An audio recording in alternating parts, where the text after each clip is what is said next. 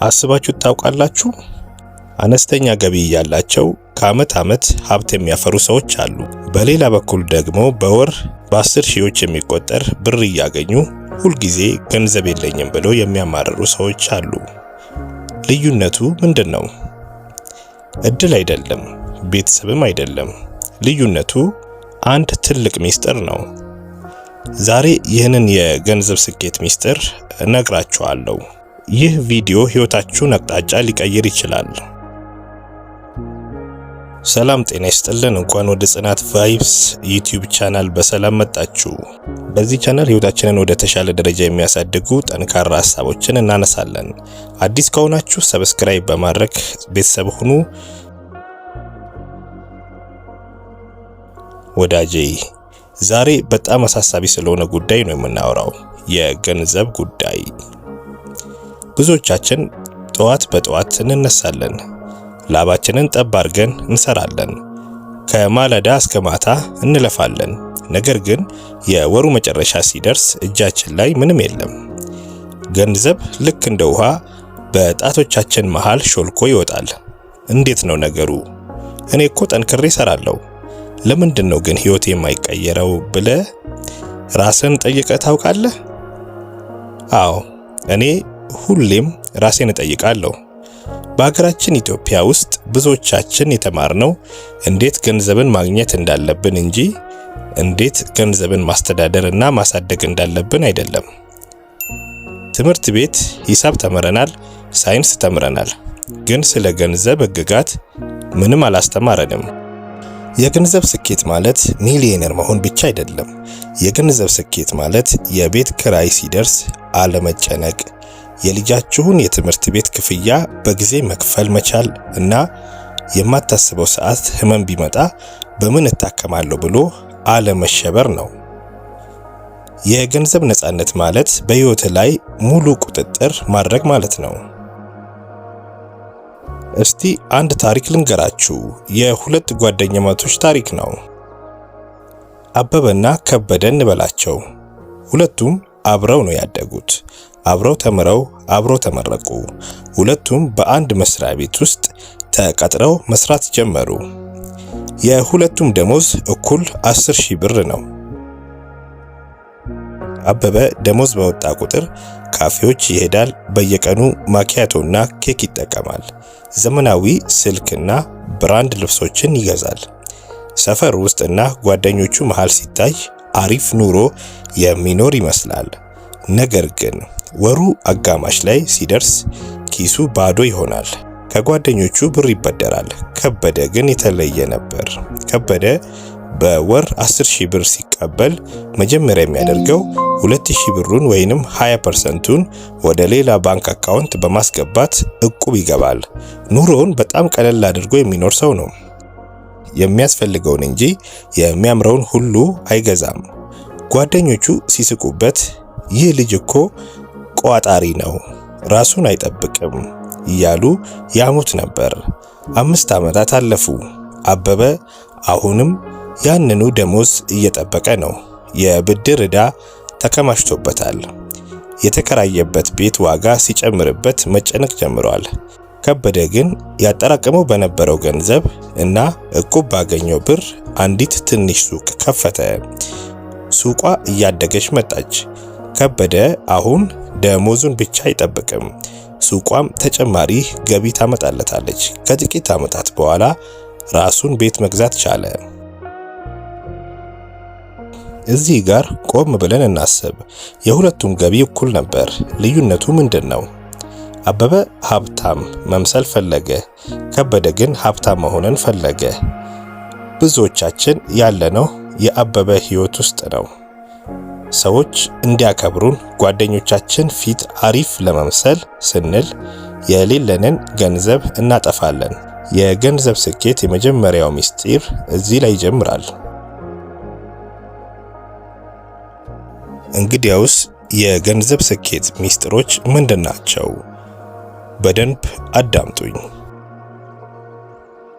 አንደኛው ሚስጥር ገንዘብ ዘር ነው፣ ወይንም መኒ ኢዝ ሲድ እንደሚባለው። አብዛኛው ሰው ገንዘብን የሚያየው እንደ ፍሬ ነው። ፍሬ ከተገኘ ይበላል፣ ያልቃል። የስኬታማ ሰዎች አስተሳሰብ ግን የተለየ ነው። ገንዘብን እንደ ዘር ነው የሚያዩት። አርሶ አደር 100 ኪሎ ስንዴ ቢያገኝ 100ውንም አይበላውም።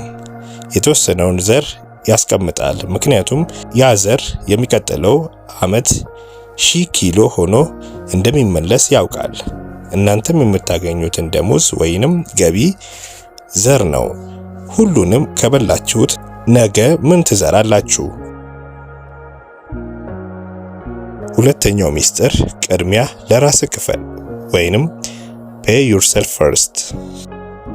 ይህ በጣም ወሳኝ ህግ ነው።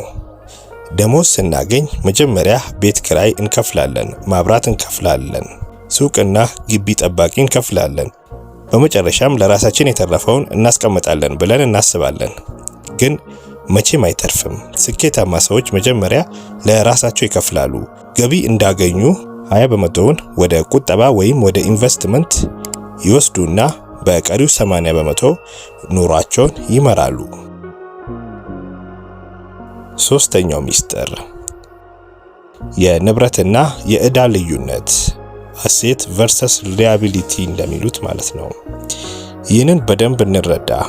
ንብረት ወይንም አሴት ማለት ወደ ኪስ ገንዘብ የሚያስገባ ነገር ነው። ዕዳ ወይንም ሊያቢሊቲ ማለት ደግሞ ከኪስ ገንዘብ የሚያስወጣ ነገር ነው። ለምሳሌ በጣም ውድ የሆነ ዘመናዊ ስልክ ገዛ እንበል። ስልኩ በየቀኑ ካርድ ይፈልጋል። ከጥቂት ወራት በኋላ ዋጋው ይቀንሳል። ይህ ዕዳ ነው። በሌላ በኩል ያንን ገንዘብ ንግድ ላይ ብታውለው ወይም አክሲዮን ብትገዛበት በየዓመቱ ትርፍ ያመጣልሃል። ይህ ንብረት ነው። የገንዘብ ስኬት ሚስጥር ንብረትህን ማሳደግና ዕዳህን መቀነስ ነው። እሺ ይህንን ሁሉ ካልከን አሁን በተግባር ምን እናድርግ?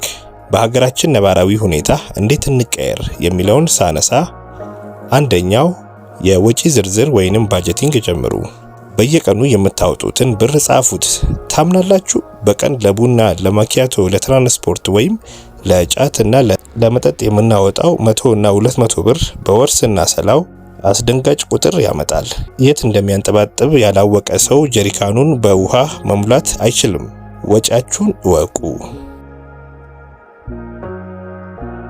ሁለተኛ፣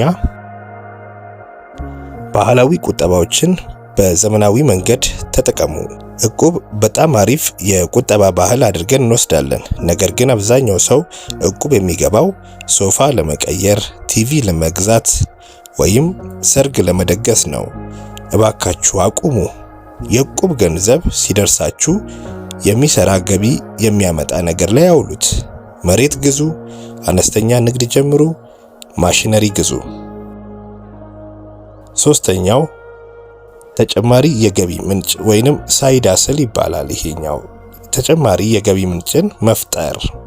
በአንድ ደሞዝ ብቻ ኑሮን ማሸነፍ ከባድ የሆነበት ዘመን ላይ ነን። ከስራ ከወጣችሁ በኋላ ምን ታደርጋላችሁ? ቅዳሜና እሁድስ? ባላችሁ ዕውቀት ተጨማሪ ስራ ስሩ። ዩቲዩብ ቻናል ክፈቱ። ኦንላይን ዕቃዎችን ሽጡ። የትርፍ ሰዓት ስራ ስሩ። በስልካችሁ ቲክቶክ ላይ ሰዓታችሁን ከምታቃጥሉ ስልካችሁን ወደ ገንዘብ ማምረቻ ማሽን ቀይሩት።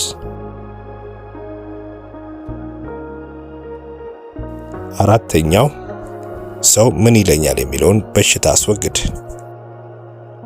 በኢትዮጵያ ውስጥ ትልቁ የድህነት መንስኤ እከሌ ምን ይለኛል፣ ዘመድ ምን ይለኛል የሚለው ፍርሃት ነው። የሰው ልጅ ሰርግ ላይ 30,000 ብር ለስጦታ አውጥቶ ቤቱ ሲገባ የሚበላውን ያጣል። ማንን ለማስደሰት ነው? ኑሯችሁን በገቢያችሁ ልክ ኑሩ። ሰዎች ተቸገረ ቢሏችሁ ችግር የለውም፣ ምክንያቱም ነገ የውጤታችሁ ማሳያ ስለሚሆን ነው። ወንድሜ እህቴ እባካችሁ ስሙኝ። ድህነት ውርስ አይደለም። ከድሃ ቤተሰብ ስለተወለድን ብቻ በድህነት መሞት የለብንም። አባቶቻችንና እናቶቻችን ያን ሁሉ መከራ አይተው ያሳደጉን እኛ እንደነሱ በችግር እንድንኖር አይደለም። የቤተሰብህን ድህነት ታሪክ መቀየር የምትችለው አንተ ነህ። አዎ አንተ ከዚህ በኋላ ድህነት በአንተ ላይ ያበቃል። ግን ይህ እንዲሁ አይመጣም። ራስን መግዛት ይጠይቃል። ዛሬ ላብህን ማፍሰስ አለብህ። ጓደኞች ሲዝናኑ አንተ መስራት አለብህ። እንቅልፍ ማጣት አለብህ። ነገ የምታልመውን ህይወት ለመኖር ዛሬ ሰዎች የማይፈልጉትን ነገር ማድረግ አለብህ። ገንዘብህን አክብረው፣ ያኔ ገንዘብህም ያከብርሃል። ጊዜህን በአግባቡ ተጠቀምበት። አንተ ትልቅ ዋጋ ያለ ሰው ነህ። ለራስህ፣ ለቤተሰብና ለሀገር የምትተርፍ ሰው መሆን ትችላለህ። አቅሙ በውስጥ አለ። ዛሬ ውሳኔ አስተላልፍ። ከዛሬ ጀምሬ የገንዘብ ባሪያ አልሆንም፣ ገንዘብን የኔ ባሪያ አድርገዋለሁ ብለህ ቃል ግባ።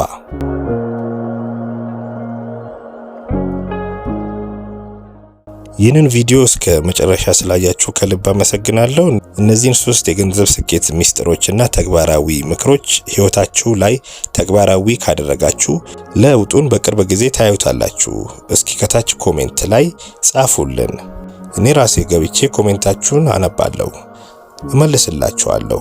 ይህ ቪዲዮ ጠቃሚ ሆኖ ካገኛችሁት ለጓደኞቻችሁ ሼር በማድረግ ላይክ ማድረግ እንዳትረሱ። ምክንያቱም ቪዲዮውን ለብዙ ሰዎች እንዲደርስ ይረዳል። በጽናት ቫይብስ ቻናላችን ላይ ገና ብዙ አነቃቂና ህይወት ቀያሪ ትምህርትን ይዘን እንመጣለን። ስለዚህ አሁኑኑ ሰብስክራይብ አድርጋችሁ የደውል ምልክቷን ተጫኑ። ጽናት ይኑራችሁ፣ ህልማችሁን እውን አድርጉ። በሌላ ቪዲዮ እስከምንገናኝ ቸርን ሰንብት።